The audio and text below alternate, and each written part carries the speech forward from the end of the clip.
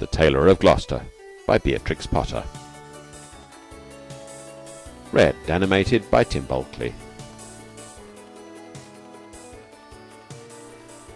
In the time of swords and periwigs and full-skirted coats with flowered lappets, when gentlemen wore ruffles and gold-laced waistcoats of paduasoy and taffeta, there lived a tailor in Gloucester. He sat in the window of a little shop in Westgate Street, cross-legged on the table, from morning till dark. All day long, while the light lasted, he sewed and snippeted, piecing out his satin and pompadour and lute-string. Stuffs had strange names and were very expensive in the days of the Tailor of Gloucester. But, although he sewed fine silk for his neighbours, he himself was very, very poor. A little old man in spectacles, with a pinched face, old crooked fingers, and a suit of threadbare clothes. He cut his coats without waste, according to his embroidered cloth. They were very small ends and snippets that lay about the table. "Too narrow breadths for naught, except waistcoats for mice," said the tailor. One cold day near Christmas-tide, the tailor began to make a coat of cherry-coloured corded silk, embroidered with pansies and roses, and a cream-coloured satin waistcoat, trimmed with gauze and green worsted chenille, for the Mayor of Gloucester. The tailor worked and talked to himself. He measured the silk and turned it round and round, and trimmed it into shape with his shears. The table was all littered with cherry-coloured snippets. "No breadth at all, and cut on the cross. It's no breadth at all. Tippets for mice, and ribbons for mobs, for mice," said the Tailor of Gloucester. When the snowflakes came down against the small leaded window panes and shut out the light, the tailor had done his day's work. All the silk and satin lay cut out upon the table. There were 12 pieces for the coat and 4 pieces for the waistcoat. There were pocket flaps and cuffs and buttons all in order.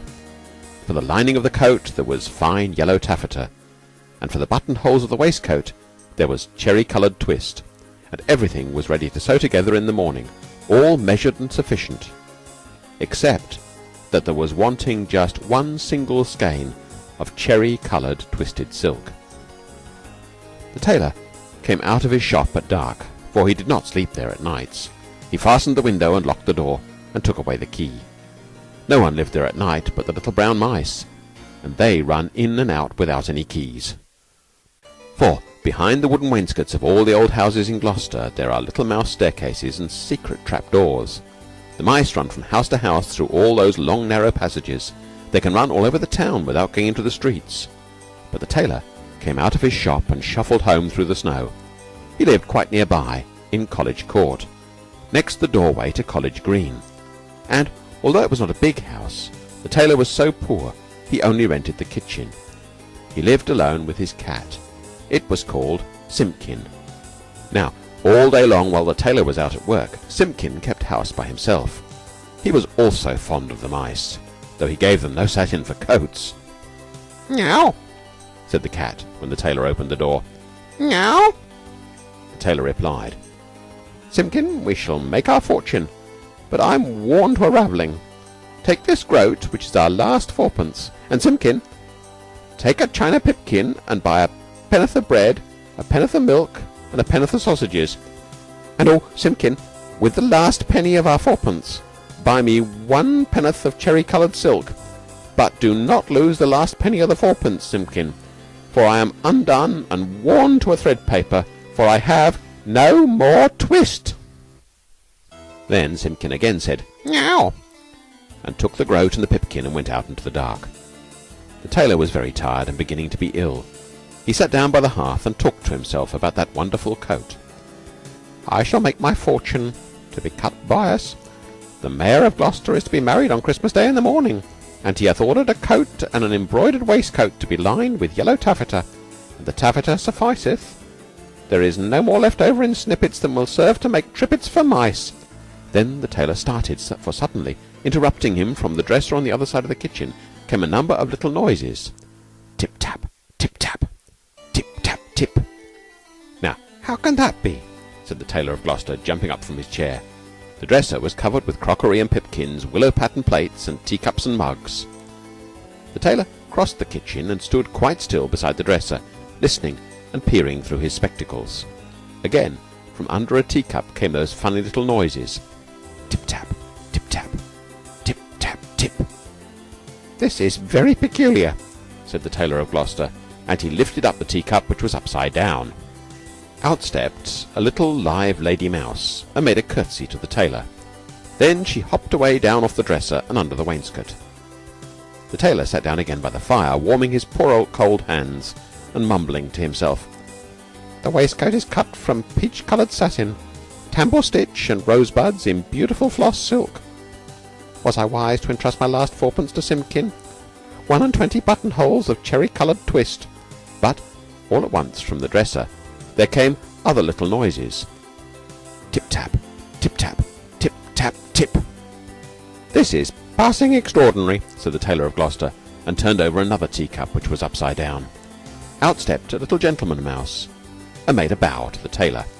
And then from all over the dresser came a chorus of little tappings, all sounding together and answering one another like watch beetles in an old worm-eaten window shutter. Tip-tap, tip-tap, tip-tap, tip. From under the teacups, from under the bowls and basins, stepped other and more little mice, who hopped away off down the dresser and under the wainscot. The tailor sat down close over the fire, lamenting. 21 buttonholes of cherry-coloured silk, to be finished by noon on Saturday, and this is Tuesday evening. Was it right to let loose those mice? Undoubtedly the property of Simpkin. Alack, I am undone, for I have no more twist." The little mice came out again and listened to the tailor. They took notice of the pattern of that wonderful coat. They whispered to one another about the taffeta lining and about the mouse tippets. And then, all at once, they all ran away together down the passage behind the wainscot, squeaking and calling to one another as they ran from house to house, and not one mouse was left in the tailor's kitchen when Simpkin came back with the pipkin of milk. Simpkin opened the door and bounced in with an angry "Growl!" like a cat that's vexed, for he hated the snow, and there was snow in his ears and snow in his collar at the back of his neck. He put down the loaf and the sausages upon the dresser and sniffed. "Simpkin," said the tailor, "where is my twist?" But Simpkin set down the pipkin of milk upon the dresser and looked suspiciously at the teacups. He wanted his supper of little fat mouse. "Simpkin," said the tailor, "where is my twist?"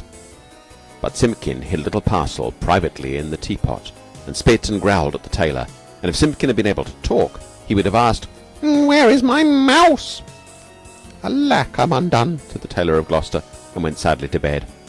All that night long Simpkin hunted and searched through the kitchen, peeping into cupboards and under the wainscot and into the teapot where he'd hidden that twist, but still he found never a mouse.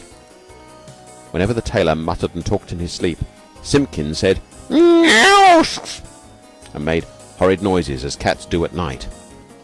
For the poor old tailor was very ill with a fever, tossing and turning in his four-post bed, and still in his dreams he mumbled, "No more twist, no more twist." All that day he was ill, and the next day, and the next, and what should become of the cherry-coloured coat? In the tailor's shop in Westgate Street, the embroidered silk and satin lay cut across the table, 21 buttonholes, and who should come and sew them when the window was barred and the door was fast locked? But that does not hinder the little brown mice. They run in and out without any keys through all the old houses in Gloucester. Out of doors the market folks went trudging through the snow to buy their geese and turkeys and to bake their Christmas pies. But there would be no Christmas dinner for Simpkin and the poor old Tailor of Gloucester. The tailor lay ill for 3 days and nights, and then it was Christmas Eve, and very late at night. The moon climbed up over the roofs and chimneys, and looked down over the gateway into College Court. There were no lights in the windows, nor any sound in the houses. All the city of Gloucester was fast asleep under the snow. And still Simpkin wanted his mice, and he mewed as he stood beside the four-poster bed. But it's in the old story that all the beasts can talk in the night between Christmas Eve and Christmas Day in the morning, though there are very few folk that can hear them or know what it is that they say. When the cathedral clock struck 12, there was an answer, like an echo of the chimes, and Simpkin heard it, and came out of the tailor's door and wandered about in the snow. From all the roofs and gables and old wooden houses in Gloucester came 1,000 merry voices, singing the old Christmas rhymes, all the old songs that ever I heard of, and some I don't know, like Whittington's bells. First and loudest, the cocks cried out, "Dame, get up and bake your pies!" "Oh, dilly, dilly, dilly," sighed Simpkin. And now in a garret there were lights and sounds of dancing, and cats came from over the way. "Hey, diddle, diddle, the cat and the fiddle, all the cats in Gloucester except me," said Simpkin. Under the wooden eaves the starlings and sparrows sang of Christmas pies. The jackdaws woke up in the cathedral tower, and although it was the middle of the night, the throstles and robins sang. The air was quite full of little twittering tunes. But it was all rather provoking for poor hungry Simpkin. Particularly, he was vexed by some shrill little voices from behind a wooden lattice.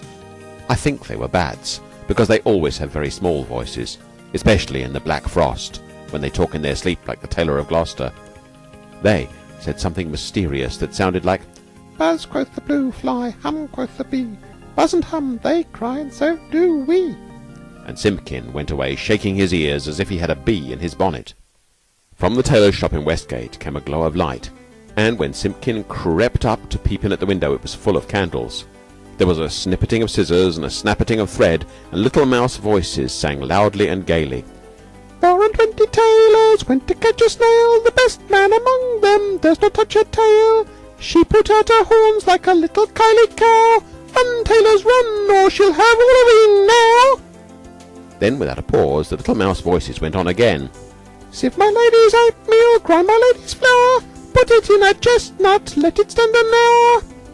Meow, meow, interrupted Simpkin, and he scratched at the door. But the key was under the tailor's pillow, and he could not get in. The little mice only laughed and tried another tune. 3 little mice sat down to spin, Pussy passed by and she peeped in. What were you at, my fine little men, making coats for gentlemen? Shall I come in and cut off your threads? Oh no, Miss Pussy, you'd bite off our heads.